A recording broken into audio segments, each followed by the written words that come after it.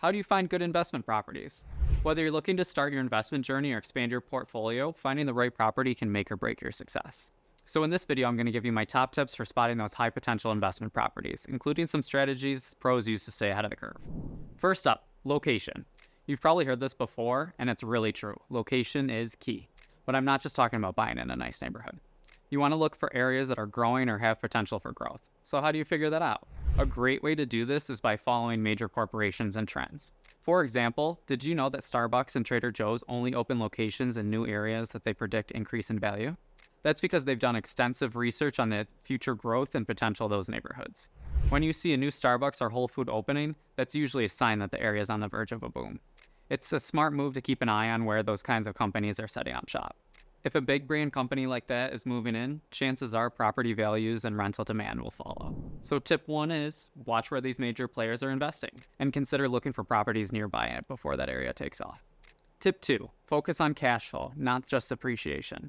A lot of first-time investors get caught up on the idea that a property's value will go up over time, which is great, but the reality is you need that property to generate cash flow in the meantime. This means the rent you collect should cover all your expenses like mortgage, taxes, insurance, and maintenance, with some profit left over. Ideally, you're looking for a property that not only increases in value, but also pays you on a month-to-month. A good rule of thumb is the 1% rule, which says that a rental property should generate at least 1% of the purchase price in its monthly rent. So if you were to buy a property for $200,000, you would want to be bringing in at least $2,000 a month in rent. This tip can help you filter out properties that won't give you the return that you need to make investment worthwhile. Now let's talk about knowing your market. You've got to understand the local real estate market inside and out. What's the average rent in the area? Are people moving into the area or are they leaving? What kind of properties are in high demand? Single family, multifamily, or condos?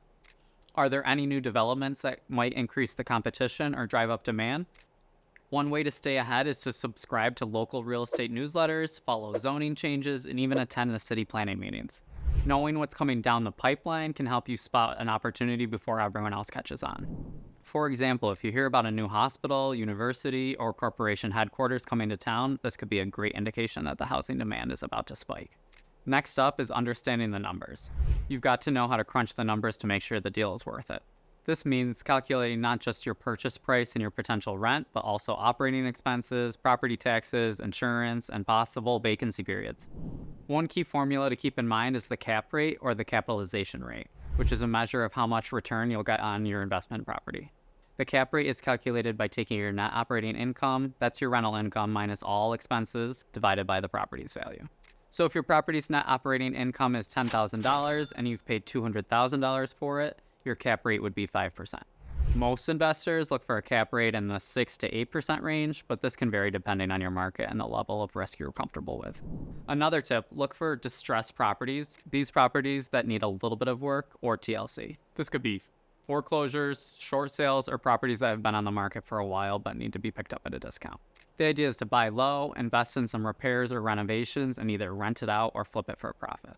Now the key here is to make sure the numbers make sense. You don't want to get stuck with a property that costs more to fix than it's worth. Always get a thorough inspection and estimate of your repair costs before making an offer. If the numbers work out, a distressed property can be a great way to build equity quickly and boost your return. Let's also talk about networking. Successful real estate investors don't operate in a bubble. They rely on a network of professionals to help them find the best deals and avoid potential pitfalls. You want to build a team that includes real estate agents, property managers, contractors, and other investors. Real estate agents like myself often have access to deals before they hit the market, and property managers can give you insight to what the renters are looking for in a specific area. You could also join local real estate investment groups or attend networking events where you can meet other local investors. Not only can you learn a lot from their past experiences, but they can also pass along leads for potential investment properties. Finally, my last tip is be patient and stay disciplined. Real estate investing is a long game. You don't need to rush into a deal just because you're eager to get started. Sometimes the best investment is the one you don't make. Take your time, do your research, analyze the numbers, and make sure that property fits your investment goals. It's also important to stick to your strategy. If your goal is long-term cash flow, don't get distracted by properties that look like they might have a quick appreciation spike but won't generate the rental income you need. Stay focused, stay patient, and over time your investments will pay off. So there you have it. Those are my top tips for finding a great investment property.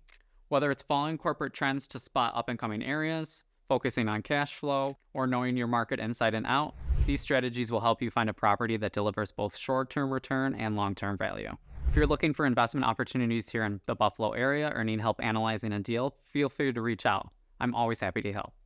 Thanks for watching, and don't forget to like, subscribe, and leave a comment with your favorite investment tip or question. See you in the next video.